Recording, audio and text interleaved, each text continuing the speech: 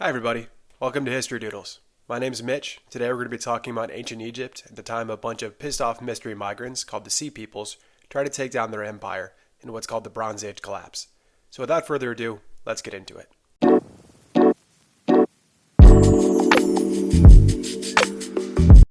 1,000 years before the Sea Peoples showed up in Egypt, the Egyptians were in a really tough spot.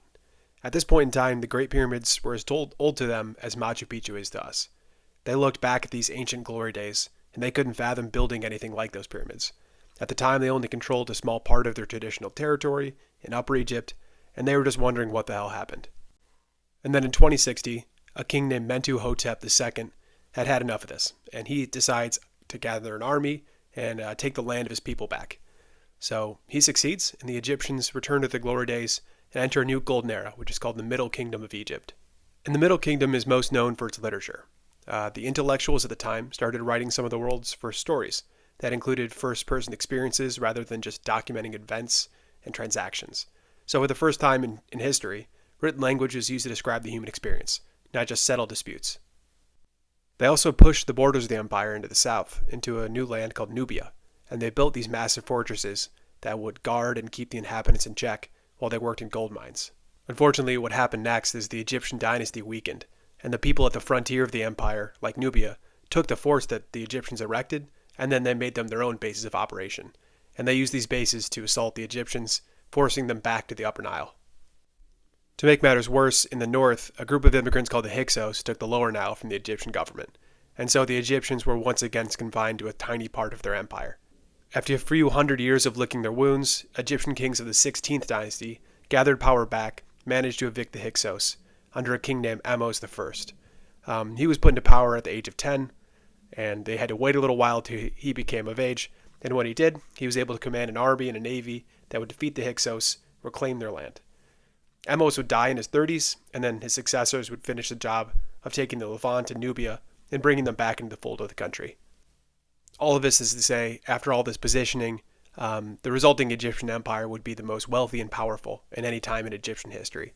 For the next few hundred years, the kings of Egypt would rule an empire that stretched across the Nile into the eastern Mediterranean and, bordering all the way up into modern-day Turkey. This new period would have some of the most interesting kings in Egyptian history, a few of which I'll go over briefly, like King Hatshepsut. I'm going to pronounce all these names wrong, so just bear with me. But this was a pharaoh of the 18th dynasty who came to power in 1479, and is most interesting because this king's a woman.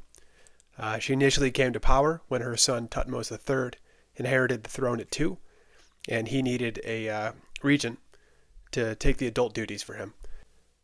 Hatshepsut did such a good job that when King Thutmose III became of age, she retained her position, and they ruled alongside each other. But in order to establish legitimacy, she carved public images of herself as having male characteristics, specifically like wearing male garb and even having a false beard. Then in 1353, there was another king named Amenhotep IV who put a Jim Jones twist on the Egyptian dynasty. He erased all the gods of the millennium-old Egyptian religion and replaced it with a cult. He proclaimed his new identity to be Akhenaten, and he mandated a new religion that would require all the people of Egypt to worship him and his family and the power of the sun. He even went as far as establishing a new capital for the kingdom, and then he defaced all the monuments to the gods of the past. It's basically like if Jim Jones got a hold of the White House, decided to move it to Oregon, and mandated that all churches be burned. Fortunately for the people of Egypt, King Akhenaten died in 1332, and his son Tutankhamun took power, and he returned the old Egyptian religion. The pharaoh Tutankhamun is more commonly known as King Tut, and he's most famous for his tomb, which was discovered largely intact in 1922 AD.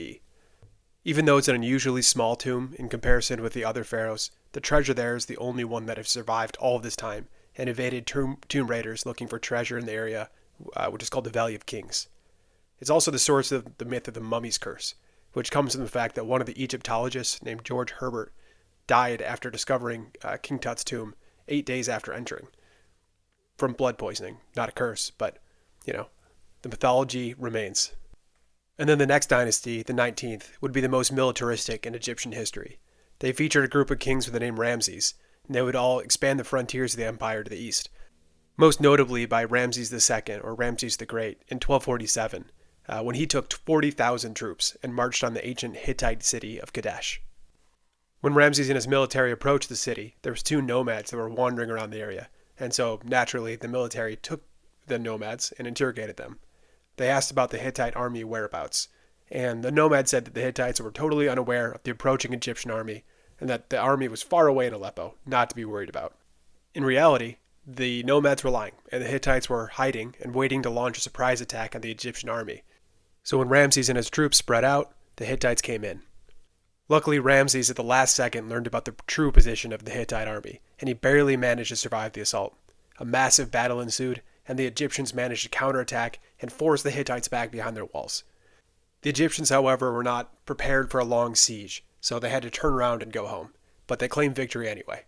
A few years down the road, the Hittites were met with another challenge to the east coming from the Assyrians, and so they could not afford to maintain 2 wars. So in 1259, the Hittites sent an emissary and 2 copies of the oldest surviving peace treaty in history to squash the beef between the 2 nations, the Egyptians and the Hittites, and lay the eventual alliance between the 2 nations.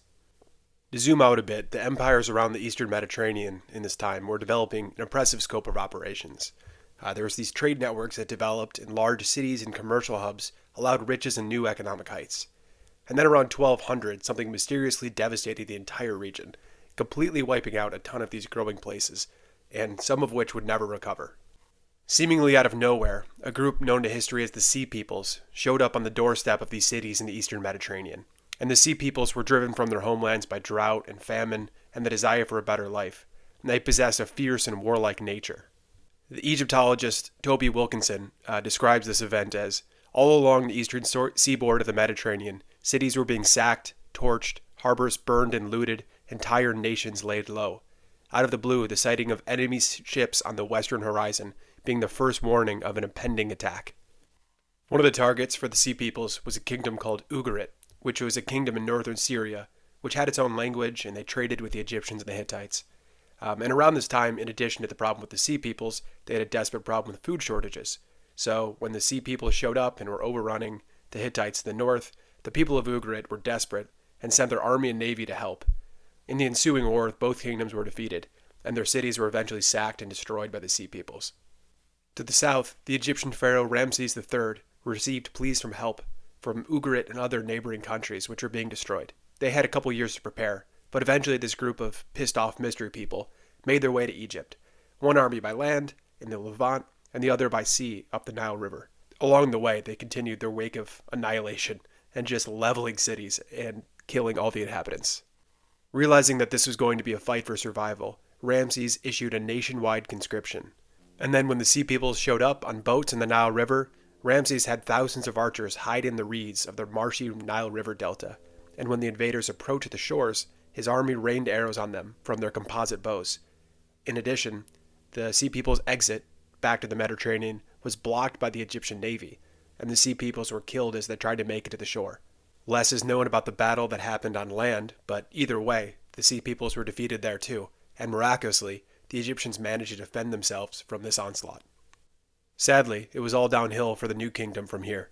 They would be hamstrung from the fallout of the war, and they were economically hit from the loss of their trading partners around the Mediterranean.